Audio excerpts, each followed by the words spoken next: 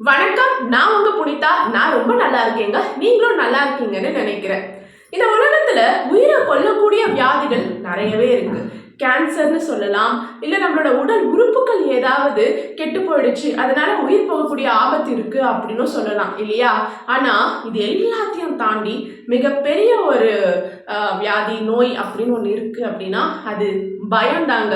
பயம் அப்படிங்கிற ஒரு கொடுமையான நோய் நமக்குள்ள வந்துடுச்சுன்னா நம்மளோட வாழ்க்கை வாழறதுக்கே ரொம்ப கஷ்டமாயிடும். இந்த பயம் அப்படிங்கிற நோய் வந்து பாத்தீங்கன்னா ஒரு மனிதனுக்குமே கண்டிப்பா ஏதோ ஒரு காலகட்டத்துல வந்துதான் போகும். ஆனா இந்த பயம் அப்படிங்கிற நோயில இருந்து நாம எப்படி வெளியே வர்றது அப்படிங்கிறது ஒரு பெரிய விஷயமா தான் இருக்கு. சாதாரணமா பயம் அப்படின்னு நம்ம சொல்லிட்டு போயிடலாம். ஆனா நம்மளோட வாழ்க்கையில அடுத்த கட்டத்தை நம்ம எடுத்து வைக்க முடியாத அளவுக்கான பயங்கள்லாம் இங்க இருக்கு தெரியுமா? இப்போ பயத்தை நம்ம எப்படி பாக்குறது அப்படின்னா, பயம் அப்படிங்கிறது ஒரு உணர்வு. எப்படிப்பட்ட உணர்வு அது? சந்தோஷம்னு இருக்கு, ஆனந்தம்னு இருக்கு, மகிழ்ச்சின்னு இருக்கு, சோகம்னு இருக்கு, துன்பம்னு இருக்கு. இத மாதிரி தாங்க பயம் அப்படிங்கிறதும் ஒரு உணர்வு. ஆனா இந்த பயம் எப்படி நம்மள அந்த அளவுக்கு பாதிக்குது அப்படின்னு பாத்தீங்கன்னா, இப்போ எதிர்காலத்தை பத்தி தான் நம்ம பயப்பட வேண்டியது இருக்கும். கரெக்டா? நடந்து முடிந்த காலத்தை பத்தி நம்ம பயப்பட மாட்டோம். அது முடிஞ்சு போயிடுச்சு, நமக்கே தெரியும், பயப்பட மாட்டோம்.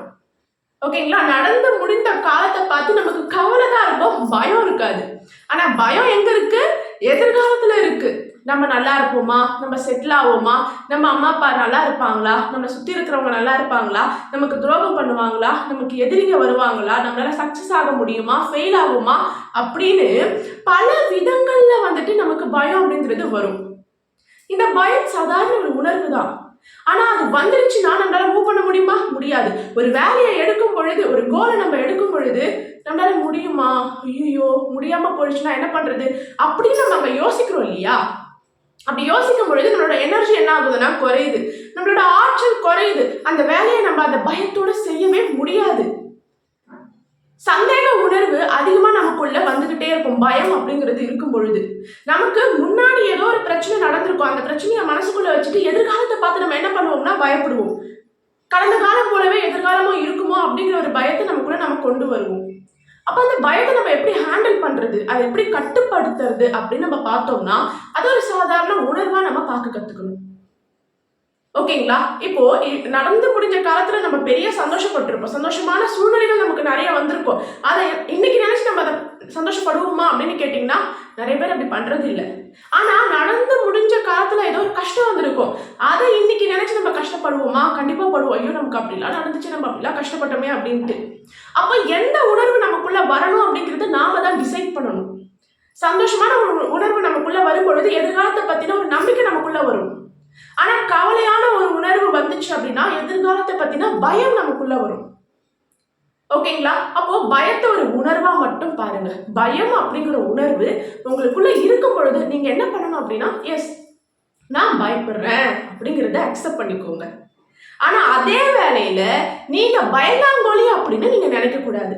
பயத்தை ஜஸ்ட் அக்செப்ட் பண்ணிட்டு, நான் இதை நினைச்சு பயப்படுறேன், இந்த பயம் எனக்கு தேவையில்லாதது, எதிர்காலத்துல எனக்கு என்ன வேணாலும் நடக்கலாம், நான் நேர்மறையாவே நினைக்கிறேன், நான் தோப்பனா ஜெயிப்பனான்னு எனக்கு தெரியாது, ஆனா நான் செய்யக்கூடிய வேலையை நான் கரெக்டா செய்யணும்னு நினைக்கிறேன் அப்படிங்கிற மனப்பக்குவத்தை உங்களுக்குள்ள கொண்டு வாங்க. எப்போ அந்த பயம் அப்படிங்கிற உணர்வு இருக்கும் பொழுது, அந்த பயம் உங்களுக்குள்ள இருக்கும் பொழுது உங்களால பாசிட்டிவா நினைக்க முடியாது. எப்போ நீங்க அந்த பயத்தை ஜஸ்ட் ஒரு எமோஷனா, ஒரு சாதாரண ஒரு உணர்வா நீங்க பார்க்க கத்துக்கிறீங்களோ அப்ப உங்களால அந்த பயத்தை தாண்டி வெளியே வர முடியும்.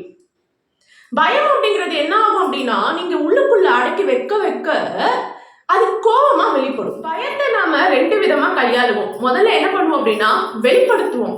அப்படி வெளிப்படுத்தும் பொழுது மத்தவங்க நம்மளை பார்த்து என்ன நீ இப்படி பயனாங்கொழியா இருக்க அப்படின்னு கேட்க வாய்ப்பு இருக்கு.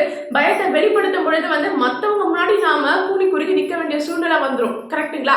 அதே வேளையில பயத்தை நாம அடக்கி வைக்கிறோம் அப்படின்னா அது நமக்கு கோபமா வெளிப்படும்.